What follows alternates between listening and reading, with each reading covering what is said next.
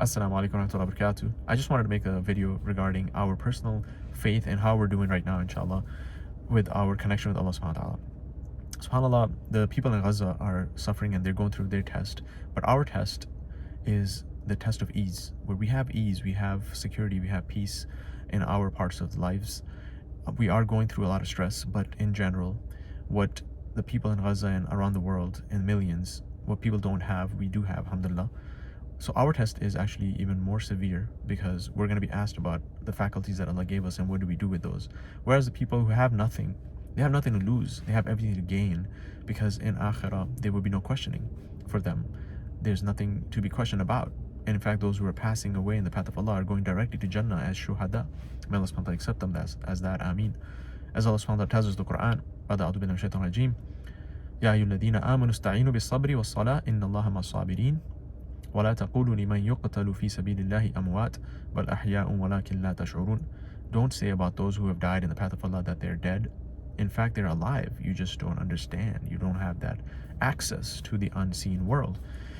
SubhanAllah, the first thing Allah SWT describes about the true believers in the Quran, after saying that this is the book, there is no doubt in it, and it is a reminder for the believers, is for those who really want to be guided. And that's why you see a lot of people accepting Islam, because when they see the faith of the people of Gaza, they are inspired by that, and they are asking, how can a person have that kind of faith? They just lost their whole family member, of a father losing a child, or a mother losing her children, or a whole family member, or whole family of people disseminated, wiped out from the face of this earth, gone forever from this worldly point of view.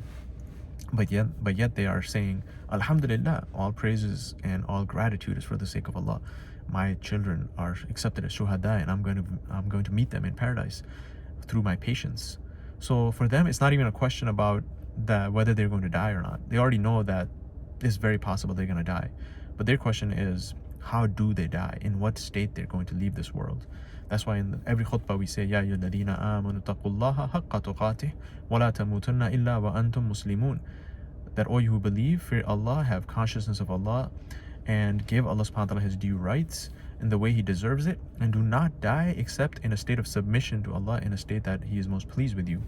So if Allah SWT is pleased with the person, then any failure from this worldly point of view becomes a victory, because Allah is happy with that person. But any type of victory of this world where you lose your faith at the end, there's no victory whatsoever. You've lost everything. And so the question for me and you is to really ponder over, where do we stand right now with my personal faith with Allah SWT? Because alhamdulillah, a lot of these people are going to go to paradise. If we believe in the promises of Allah, there's a lot of people that are going to Jannah. And not just that, because of the way they reacted to their calamity, Allah is bringing many people into Islam, and they get the reward for that too.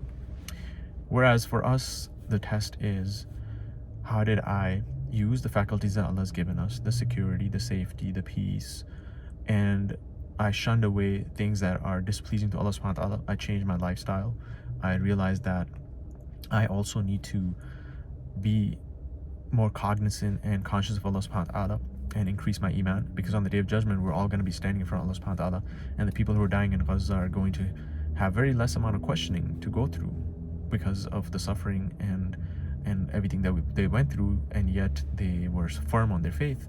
Whereas for us, it might be tough, because we had the luxury, we had the capability to do things to please Allah SWT, but we wasted our time, and we died in a way that might be unpleasing to Allah SWT. May Allah save us from that.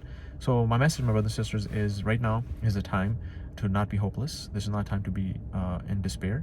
Every type of protest, anything that we've done, speaking your voices, it might feel like we're not making a difference, but it is making a huge difference. But more importantly is, do we also go in sajda? Do we also pray more to Allah SWT now? Have I started to see that I'm starting to not waste my time as much as I used to? Am I starting to look at lectures and read the Quran more as opposed to Netflix and wasting my time? Am I starting to lower my gaze more? Am I starting to be more respectful to my elders, becoming better, and also leaving my ego in situations where I might be taking people away from the path of Allah SWT in Islam because of my attitude and my manners? Am I fixing my manners? These are things that now we need to reflect upon ourselves, because the opportunity is great. This is the time to be inspired by those who have given up their lives in the path of Allah, so that we could be united, so that we can give up on our petty differences, things that we fought over, and to start looking at the bigger picture, that without the unity of La ilaha illallah, which is the main thing that unites us, we will not ever be able to achieve any type of success. So we want La ilaha illallah to become the most important reality in our life, in the reality of our families, our children, and in the reality of the ummah, where La ilaha illallah Muhammad Rasulullah becomes the highest priority over everything else.